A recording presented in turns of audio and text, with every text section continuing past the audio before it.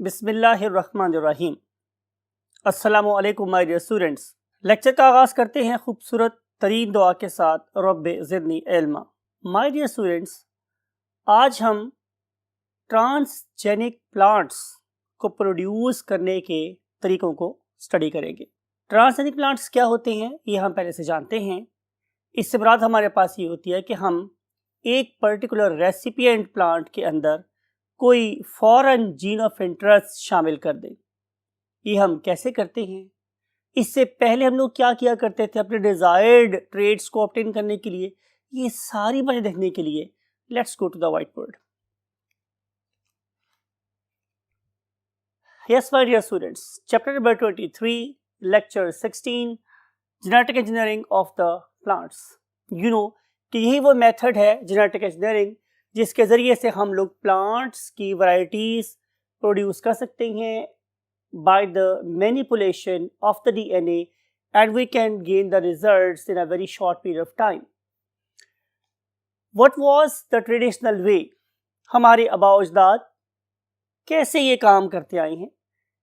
इसके लिए हम लोग एक प्लांट लेते थे A और हम लोग लेते थे एक प्लांट B, राइट?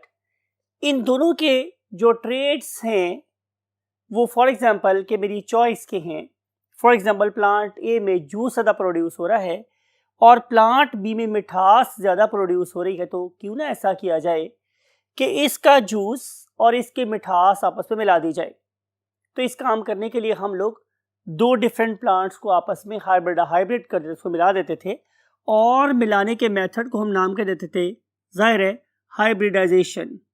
और as a result of this hybridization हमारे पास दोनों ट्रेड्स का हामिल एक प्लांट प्रोड्यूस हो जाता था। अब सवाल ये है कि हम इस हाइब्रिड प्लांट को क्या करें? तो आंसर इज कि आप इसको वेजिटेटिव प्रोपेगेशन के प्रोसेस से गुजारो। जब आप इसको वेजिटेटिव प्रोपेगेशन से गुजारोगे तो आप लोगों के पास इस हाइब्रिड प्लांट के क्या प्रोड्यूस हो जाएंगे? क्लोन्स। और आपको पता है कि क्लोन्स ऐसे ऑर्गेनिजम्स होते हैं जो बेसिकली माइटोसिस का प्रोडक्ट होते हैं। तो इस पर्टिकुलर ऑर्गेनिज्म को अपने पास सेव रखना सबसे ज़्यादा इम्पॉर्टेंट बात होती है। ये बात मैंने आपको बहुत दफ़ा पहले भी बता दी है। ये तो करते हैं हमारे आबाओ अजदाद। What's fancy? हम अब नया क्या कर सकते थे?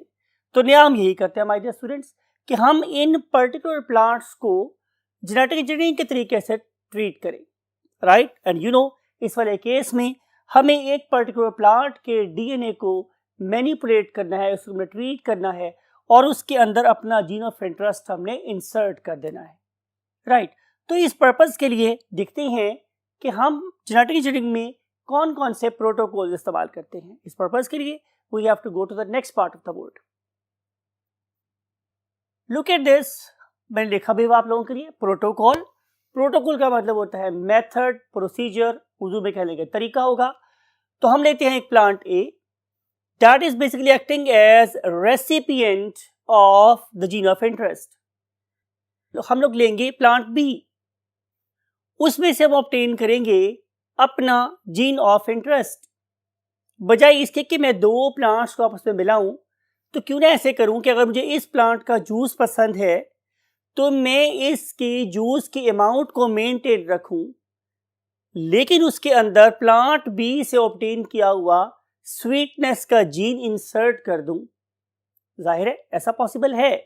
तो अगर मैं ऐसा करने में कामयाब हो जाऊंगा तो उसके रिजल्ट में जो प्लांट मेरे पास प्रोड्यूस होगा it will be a transgenic plant, जिसके अंदर parent plant mean recipient plant के जूस की क्वांटिटी और डोनर प्लांट की स्वीटनेस दोनों शामिल होंगी। और हमें अपने आबाओ अजदाद की तरह से 3, 4, 5, 6 नस्लों तक वेट नहीं करना पड़ेगा, बल्कि अभी हमारे पास एक ट्रांसजेनिक प्लांट अपनी पूरी विगर और पोटेंशियल के साथ हमें नजर आ जाएगा। माय डियर स्टूडेंट्स, जरूरी नहीं है कि हम इस रेसिपिएंट प्लांट में सिर्फ दूसरे प्लांट का जीन इंसर्ट कर सकते हैं। It is not essential. हम यहाँ पे कोई एनिमल भी इस्तेमाल कर सकते हैं, हम यहाँ पे कोई फंगस का जीन भी इंसर्ट कर सकते हैं, हम लोग यहाँ पे किसी बैक्टीरिया का जीन भी इंसर्ट कर सकते हैं। लेकिन प्रोटोकॉल मेरे पास ऐसा ही होता है कि हम एक रेसिपिएंट प्लांट लेते हैं और एक donor plant, donor animal, donor fungus और डोनर एनी अदर ऑर्गेनिज्म जिसका जीन मुझे पसंद है और वो मैं एक ट्रांसजेनिक प्लांट में इंसर्ट करना चाहता हूं। सवाल ये है कि अगर हम इन दो चीज को आपस में बनाना चाहते हैं तो क्या करना पड़ेगा भाई। पॉइंट 1 क्या करेंगे हम लोग, take a recipient plant. Number 2 take a donor. Donor डालने में आपको एनिमल भी हो सकता है, फंगस भी, बला बला कुछ भी हो सकता है। देन नंबर 3 पॉइंट क्या है कि आप जीन ऑफ इंटरेस्ट को एक्साइज आउट करें, काट के बाहर निकाल ले। तरीका मैंने आपको बताया था कि हम प्राइमर डिजाइन करते हैं और उस प्राइमर के जरिए से फिर हम लोग उस पर्टिकुलर जीन ऑफ इंटरेस्ट को पीसीआर में डाल के एम्पलीफाई करके बाहर निकाल लेते हैं। तो इस तरीके से मैं थर्ड स्टेप ये ऑब्टेन कर लिया। पहला स्टेप क्या था, आप रेसिपिएंट प्लांट लेंगे। नंबर 2 क्या था, आपके पास कोई डोनर ऑर्गेनिज्म होना चाहिए। और थर्ड बात यह है कि आप डोनर ऑर्गेनिज्म के जीन को बाहर निकाल ले by designing some primers and gain the copy of that very gene. फिर आप क्या करेंगे कि चौथे पॉइंट को जरा गौर से सुनेंगे। मैं इस थर्ड स्टेप और फर्स्ट स्टेप के ऑर्गेनिजम्स को, सेल्स को, टिश्यू को एक जगह रखूंगा, यानी कि रेसिपिएंट के सेल्स को और जीन ऑफ इंटरेस्ट को मींस 1 और 3 को मैं एक ही जगह रखूंगा। और मैं उम्मीद करूंगा कि ये जो जीन ऑफ इंटरेस्ट है ये इस पर्टिकुलर प्लांट के प्रोटोप्लाज्म में चला जाए। लेकिन सवाल फिर यही है कि क्या ये खुद जा सकता है, तो आंसर इज नो। अगर ये खुद नहीं जा सकता तो फिर हम साइंटिस्ट लोग इसको कैसे करते हैं, right? How we basically allow the gene of interest और force the gene of interest to join the plant cell. तो उसका आंसर मेरे पास है मेरे स्टूडेंट्स कि हम ये काम दो डिफरेंट लेवल्स पे कर सकते हैं। या तो हम कर सकते हैं at the level of protoplast. पढ़े लिखे बच्चे हैं, आपने 2-3 लेक्चर में सुन रखा है कि if I want to make the protoplast तो I have to digest out the cell walls.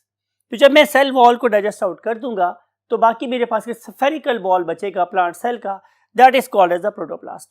या फिर क्या हो सकता है कि मैंने सेल वॉल को नहीं उतारा बल्कि मैंने सेल वॉल रहने दी वहां पर प्रेजेंट। कौन सी वाली?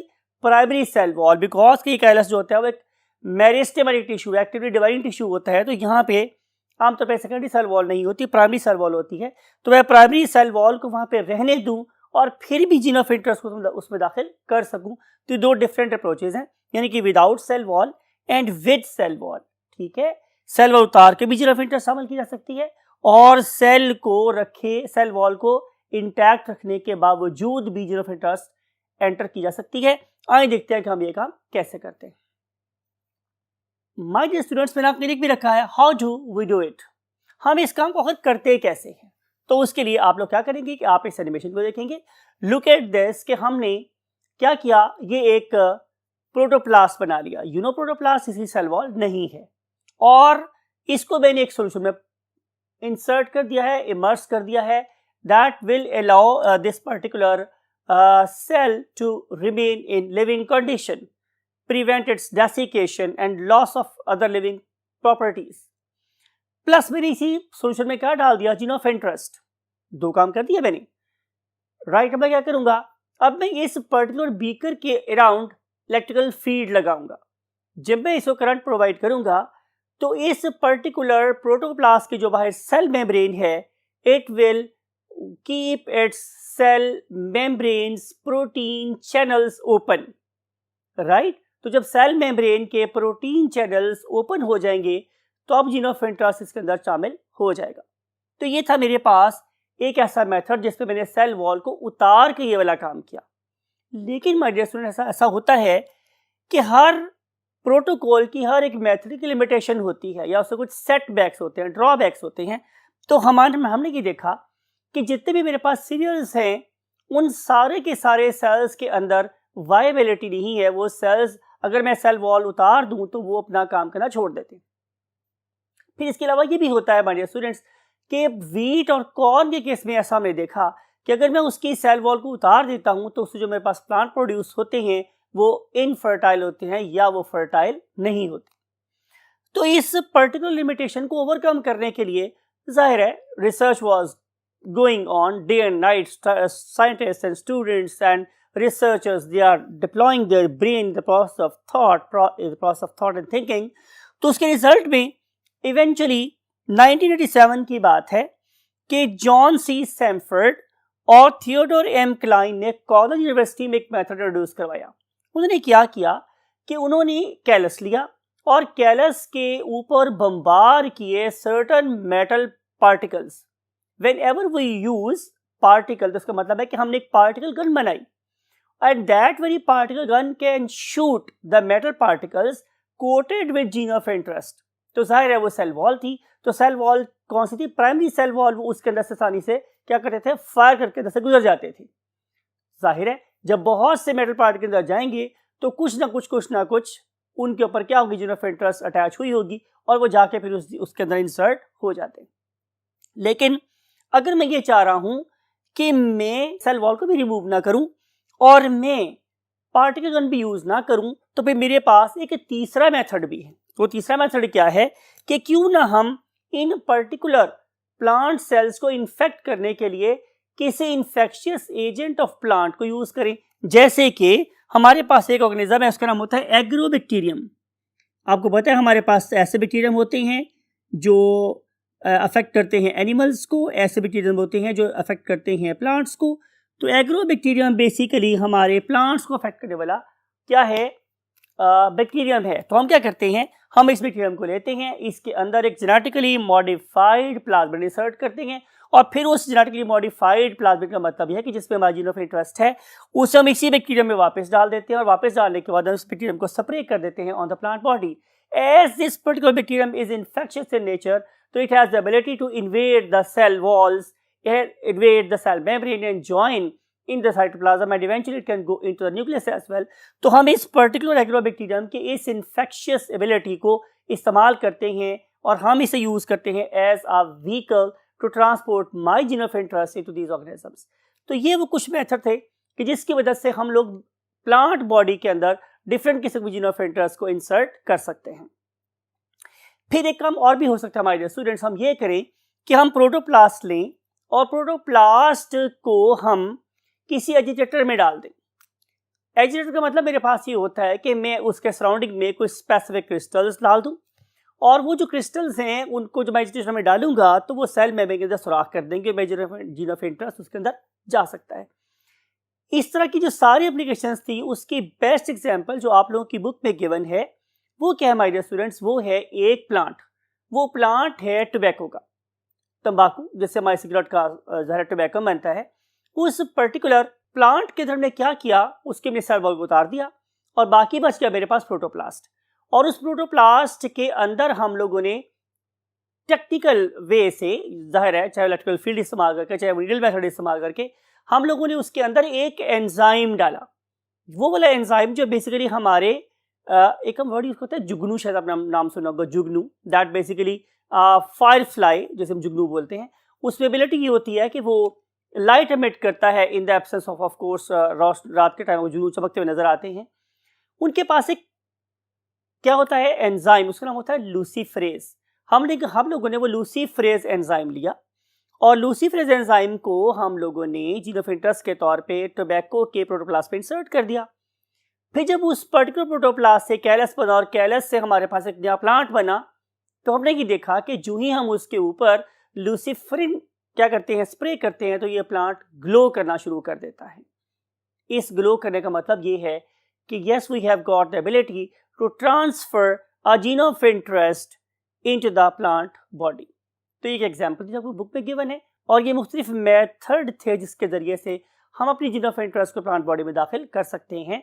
और जाहिर है हम प्लांट बॉडी की डिजीज रेजिस्टेंस, प्लांट बॉडी के ग्रो करने की स्पीड, प्लांट बॉडी के फूड प्रोड्यूस करने की स्पीड और इस आवाम के लिए फूड बनाने की जो एबिलिटी है उसको इन्हांस कर सकते हैं। हमेशा बोलता हूँ आप लोगों से कि इन बातों को पढ़ने के बाद रुके नहीं, बल्कि अपने इन फर्टाइल ब्रेन्स को डिप्लॉय करें to think in a fancy way, think in a productive way. आप कैसे इस इंसानियत के लिए ज़्यादा सूदमंद साबित हो सकते हैं। मेरी दुआ है कि आप में से हर बच्चा इंसानियत के लिए एक बहुत ही वाइटल चीज़ बने। और हमेशा कहता हूँ कि जब आप दुआ करें अपने पेरेंट्स को भी दुआ में याद रखें, उनका बहुत ख्याल रखें और हमें भी दुआ में याद रखें। That's it for today. I want to say you अल्लाह हाफिज़।